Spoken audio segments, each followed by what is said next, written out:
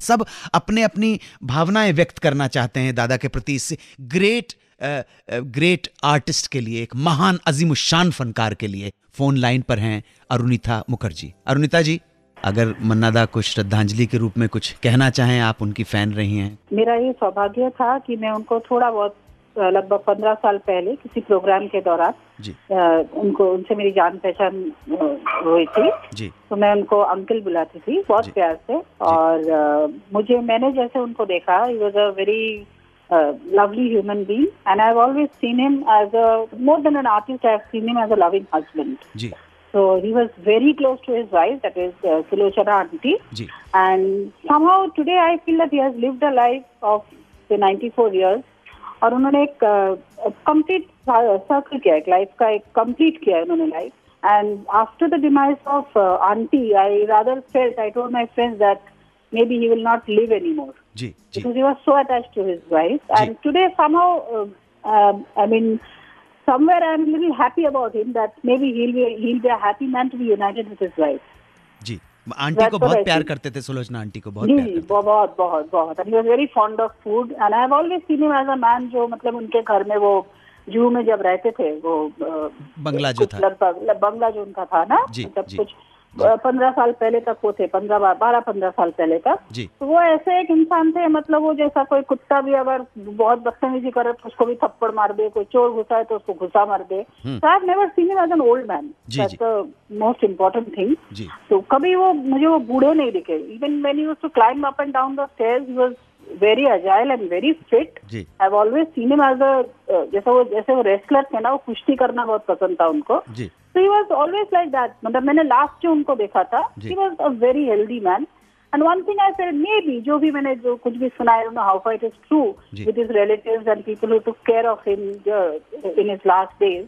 I feel that maybe शायद उनका 4-5 साल शायद उतना अच्छा नहीं गया। अच्छा। And maybe he could have been brought to either Mumbai or Calcutta, जहाँ पे उन्होंने काम किया, जहाँ पे उनका जन्म हुआ। I feel that should have been more justified because अगर आंटी के बाद अगर उनको अगर कोई प्यार करते थे तो उनके फैंस और उनके इतने जो चाहने वाले हैं।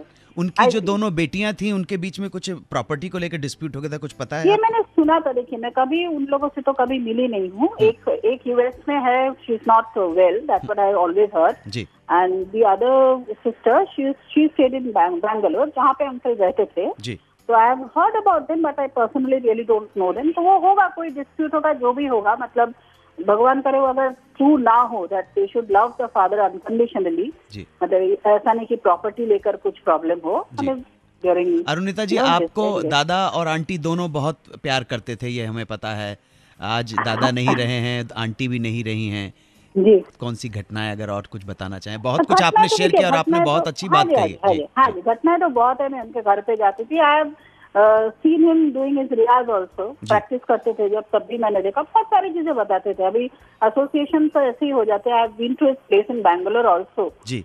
तो एक बार बहुत पहले, मतलब 2001 में मैं गई थी जी। एंड बहुत सारे गाने, अंकल के गाने, बंगाली सॉन्ग से लेकर, मतलब जो भी गाना आप कहो हिंदी में, नॉट ओनली एक सिंगर के तौर पे, but he was very educated. He and aunty, आप अगर उनका जो, if you listen to the way they speak in that articulate English, आपको, मैं तो कभी कभी सोचती थी कि उनके सामने बैठ के पढ़ाई करूं।